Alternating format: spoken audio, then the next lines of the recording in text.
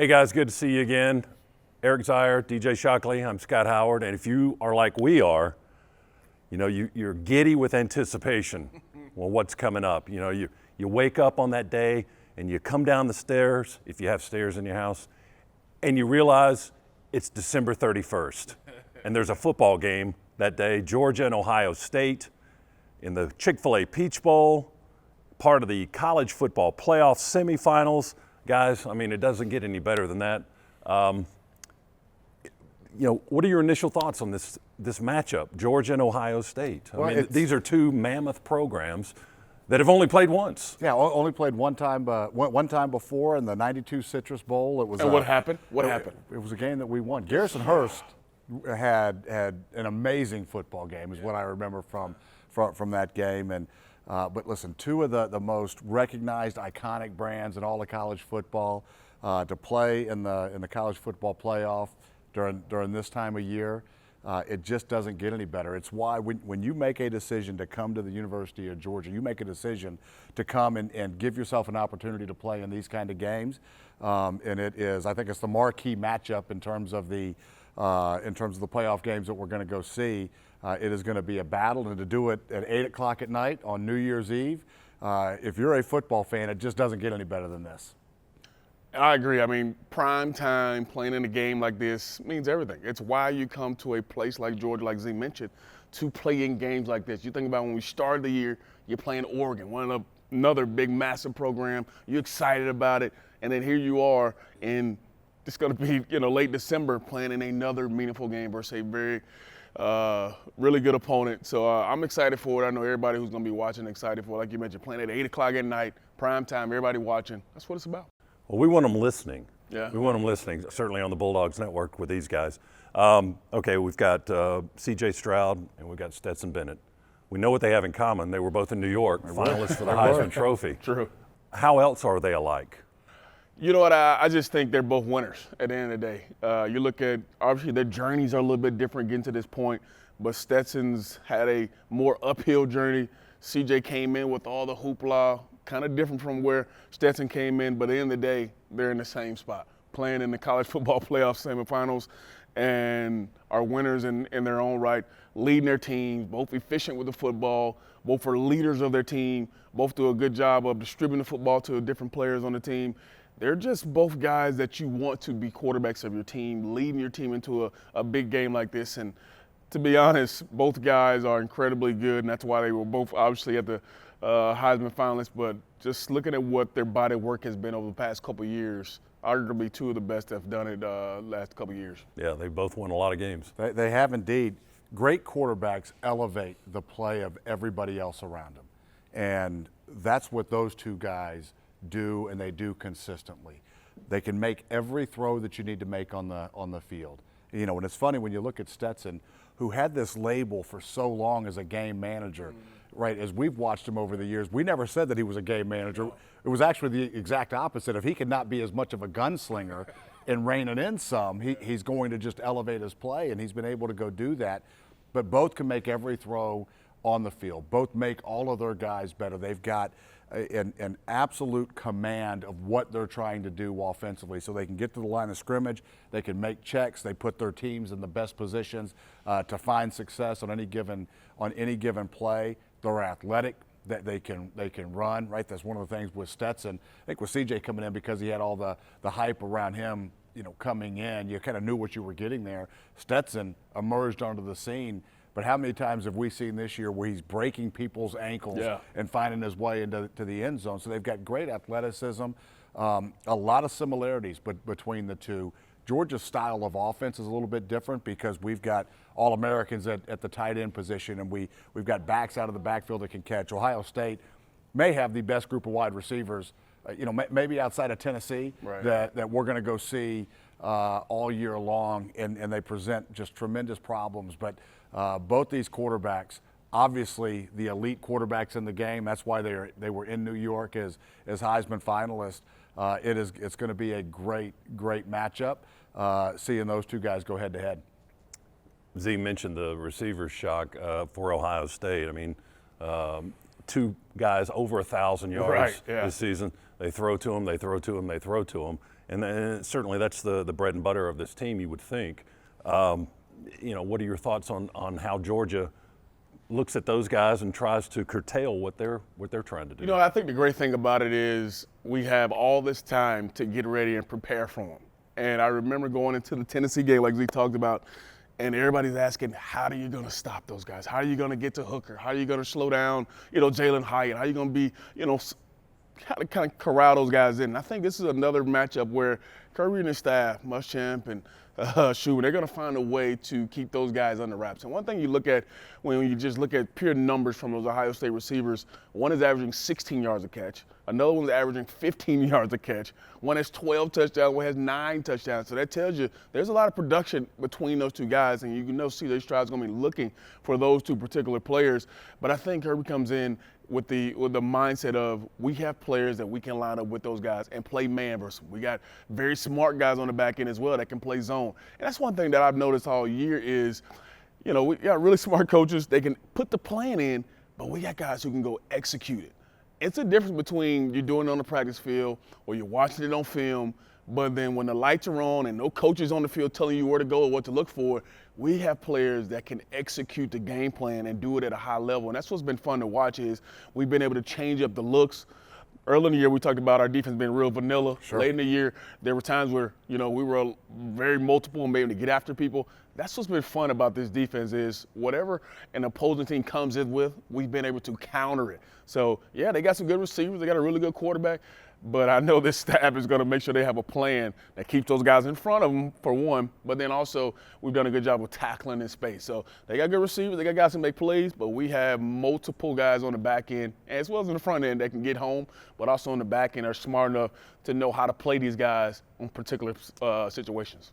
Shock, when you play an explosive offense like this, one of the things or a few of the things that you really want to try to do defensively is one, create confusion through providing multiple looks in coverage. How are you disguising? How are you rolling to certain coverages?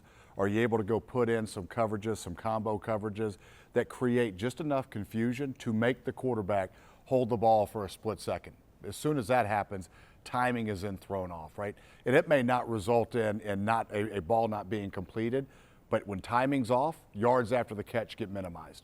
Right, so we want to be able to create just a little bit of confusion just in C.J. Stroud's ability to dissect what the defense is trying to do and then how he attacks it. And then you've got to go get after the quarterback and create uncomfortableness with him. Make a move in the pocket, get a good push up the middle, restrict his lane of vision, make him change his launch points. And what I think that we'll see, when you go back through the course of this year with this Georgia defense, the most multiple we have been was against Tennessee, where we brought blitz after blitz after blitz that Tennessee hasn't seen. We went a period in that Tennessee game where we brought the same blitz like 3 or 4 times in a row. Got home every time. And it got home every time. And we got home every time. And that's just because it was a look that Tennessee wasn't prepared for, and they couldn't adjust to it because we ran it multiple so many times.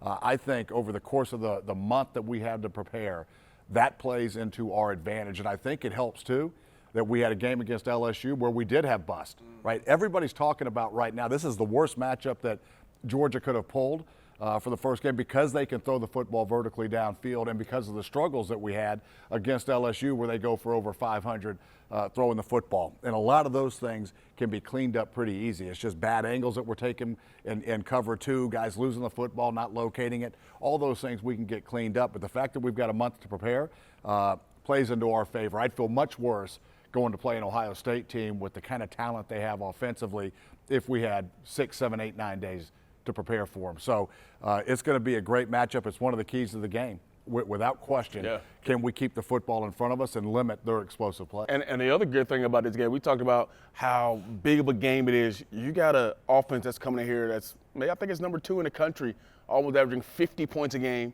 and who we are, only giving up 11 points a game. So something has to give in this game, and it goes back to the Tennessee game. Everybody's talking about how many points they score. Oh, they're going to score at least 30 points. Shut them out. Shut them down pretty much. I mean, gave them some late ball game, but it's going to be a fun matchup because of how powered they are and how good a defense we have too. Yeah, both offenses are certainly explosive, as you point out, Shock. Ohio State scores mid 40s, high 40s a game. Georgia's high 30s, right at 40 points a game. Yeah. How are the offenses different? What do they do differently to get to that same point? I think there's a lot of difference between the offenses. So, if you just take a look at Georgia, Georgia still brings a really physical mindset into everything that we do, right? Even when we get vertical, it is about and is set up through being more physical. We have a lot more play action. The talent that we have offensively, right, and really what we revolve our offense around, Brock Bowers and Darnell Washington, wanting to be able to go run the football. So there's differences in the way that we attack, but we can be as explosive as anybody in the country. I think we are probably the hardest offense in the country to defend because we create so many matchup problems for opposing defenses. When you look at Ohio State, they're going to spread it out. They are going to get vertical. They want to go throw the football, so maybe a little bit more explosive in that regard. Where Georgia plays a little more physical game, Ohio State gets a little bit more wide open because that's where their talent is. And great coaches adopt to the talent that they have with the kind of game plans that they go implement because you want to get the football into the hands of your playmakers.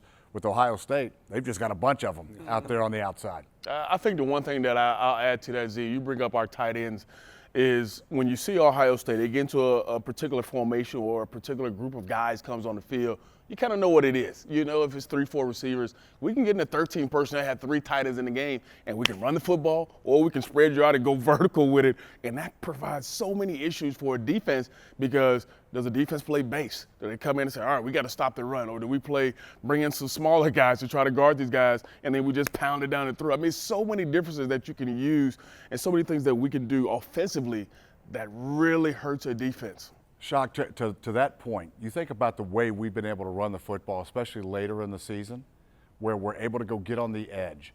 The number of pancake blocks, Darnell White, I've lost count. Yeah. It is. We get those big tight ends on the edge where we force, because we can throw the football out of those formations, we force opposing defenses to bring in a nickel guy or a dime guy. So they're guys that look like me, right? A lot faster than me, but same size as me. It is, and all of a sudden you've got Darnell now blocking those guys as opposed to blocking linebackers that have got the physical strength to go withstand, how big and how strong he is. Between him and Brock, we've been able to run the football so well because we force defenses to make a decision on how are you going to defend us. And to that point, in the LSU game, you talk about Big Darnell coming out there. DBs do not want any parts of him. We saw in the SEC Championship game, a dude literally cut the knees out of Darnell because he wanted no parts of him. That's a big part of the ball game is, can those guys come up and kind of be more physical on the back end because we're coming at you. Can you handle it? It's a big deal. You guys both mentioned about defenses. Both teams in their last game, Georgia comes into this one 13-0. Ohio State's 11-1. They lost to Michigan. Georgia beat LSU in its last game in the SEC Championship. But there were some defensive issues for both teams. You mentioned giving up all the passing yards to LSU. Ohio State got gashed by Michigan. Yeah. Michigan was only in the red zone one time in that game, Yeah. and they scored 45 points. Yeah. I mean, it was big play after big play after big play, scoring play. What does that tell you about the two defenses, and can you clean that stuff up? I think you can. You can. I think, especially when you look at Georgia right now, so many of the busts that we had were just mental bust, right? It's not getting into position, bad angles to the football, not locating the football in certain cases. Definitely things that you can clean up. What Michigan has done over the past couple of years to Ohio State is they've found a way to be more physical, right, and just wear down this Ohio State team.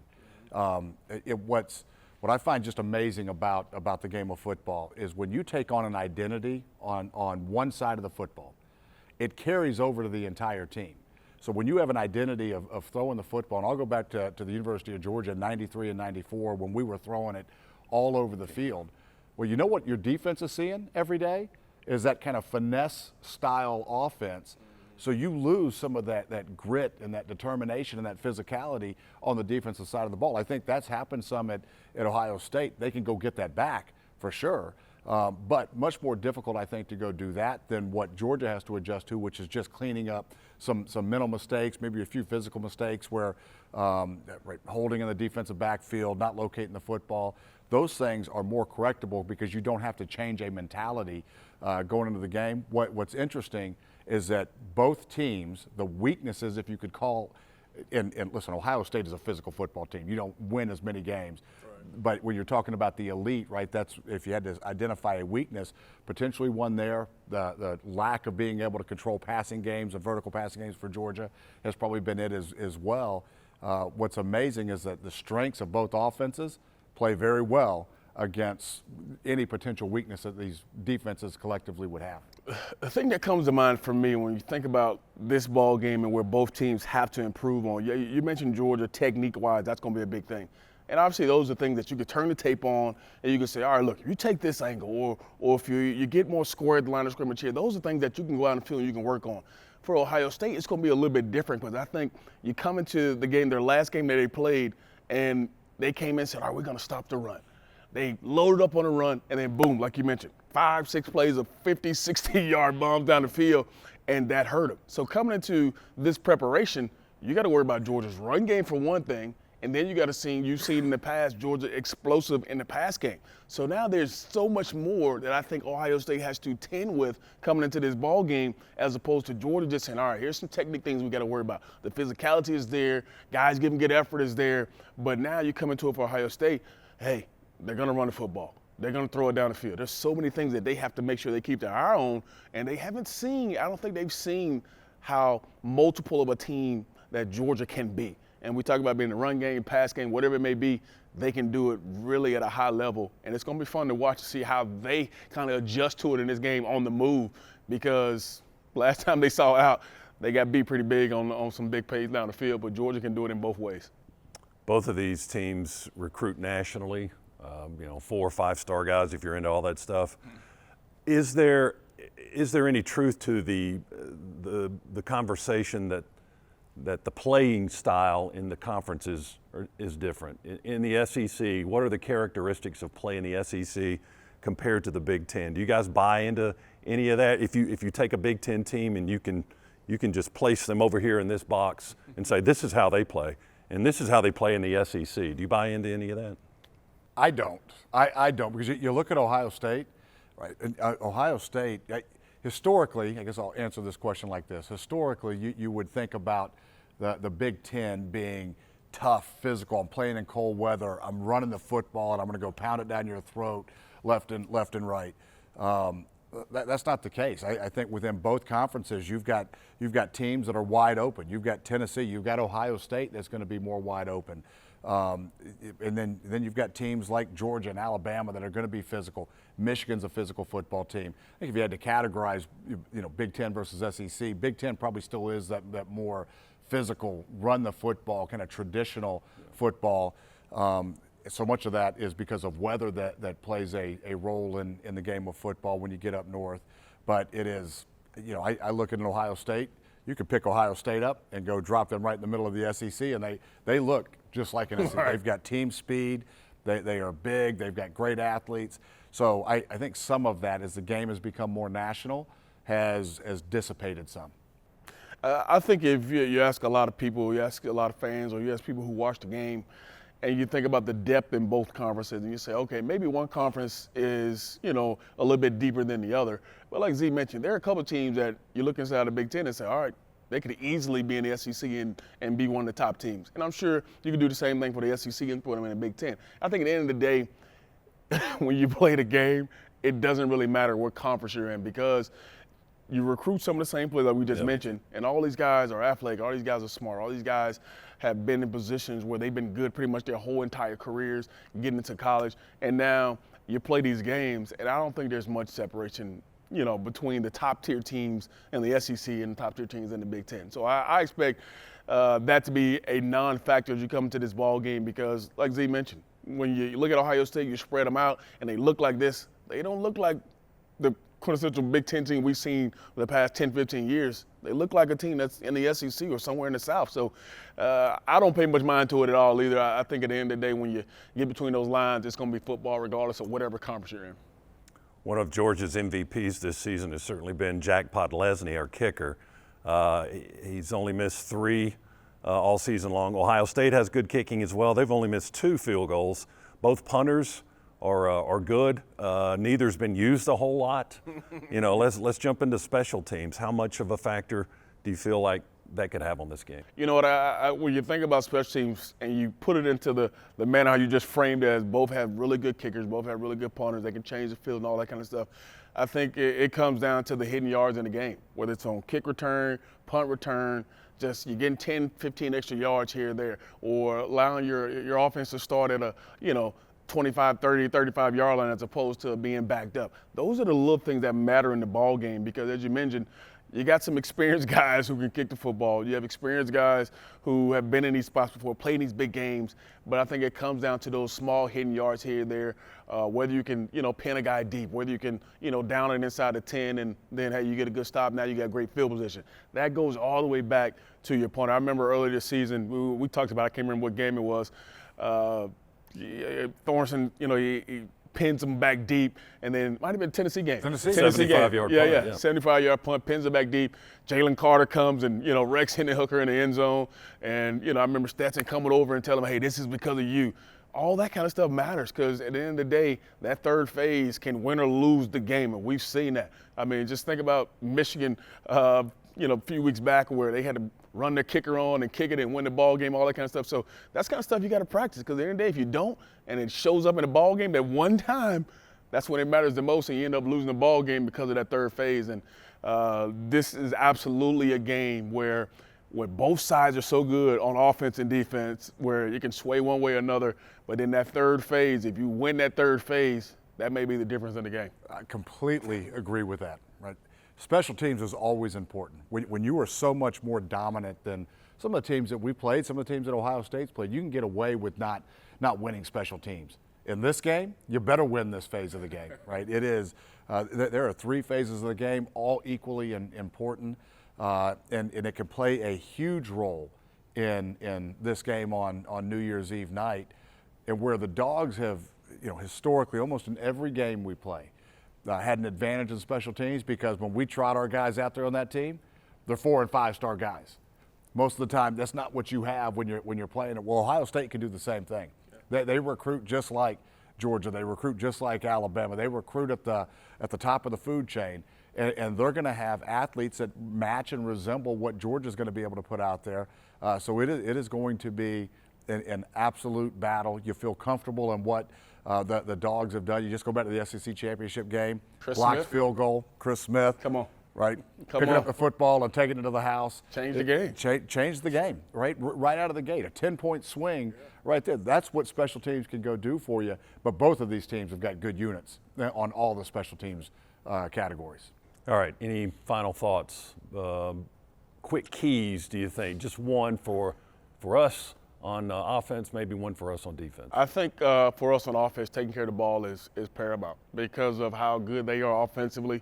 You turn the football over, you get them 2-3 extra possessions in the ball game, you get down 14-17, that's a big deal. And as we know, playing in Mercedes-Benz Stadium, we'll have a majority of our crowd there. We turn the football over, they score, takes our crowd out of it a little bit. It takes some of the momentum away from you, especially in this ball game. So I think we have to take care of the football, number one, and everything else be good offensively. We've done that all year. I think defensively, we got to play top down. And we've talked about it already as far as not giving up those big plays. Make them earn it. Make them go 75, 80 yards.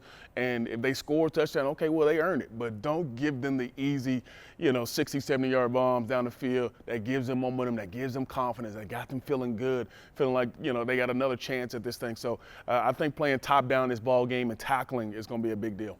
So I agree with both of those. I'll get a little bit more granular just because you took the words right out of my mouth of what I wanted to say.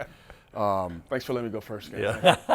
On the defensive side, I think it's really important that we get to C.J. Stroud early in the game, that we get him on the ground and that we hit him as many times as we can early in the football game just to create that ounce of doubt.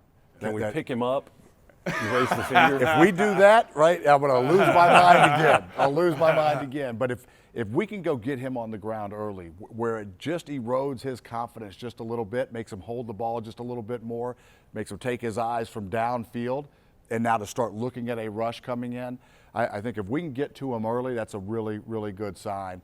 And then on the offensive side of the ball, taking care of the football 100% in this game. It's been one of our bugaboos all year long is that we turn the football over. We've just been good enough to overcome it. That doesn't happen in this game. So you have to take care of the football. I also think that we have to go out and establish how physical we are. Right? We're going to have shots to throw it downfield. We're going to be explosive. But if we can go establish a line of scrimmage early, because I think that we have an opportunity to be the more physical football team in this game, get that established early as well. It could be a fun afternoon, but I expect this to be one of the all-time greats. Who knows how it's going to go, but it's going to be fun. And I love the point you made about getting to C.J. Stroud because he only has 74 rushing yards on the year. That means he doesn't really want to run. So he's going to be sitting in that pocket looking to throw the football, and when he gets outside, be able to run or be able to throw it down the field. So that's a good point. If we get to him, there's not much else he's going to want to do except for sit in that pocket and throw it and get him on the ground. That's a good key. Well, that's DJ Shockley. That's Eric Zeier, two of Georgia's best. And as we said, when you wake up on December 31st and you come down the stairs, you know it's game day. The Bulldogs and Ohio State in the Chick-fil-A Peach Bowl, 8 o'clock in the college football playoffs. Our broadcast will start at 4 p.m. That Saturday afternoon on the Bulldog Sports Network. So we hope you join these guys and me and the rest of our crew. And Merry Christmas, Happy Holidays, and go Dogs. Go Dogs.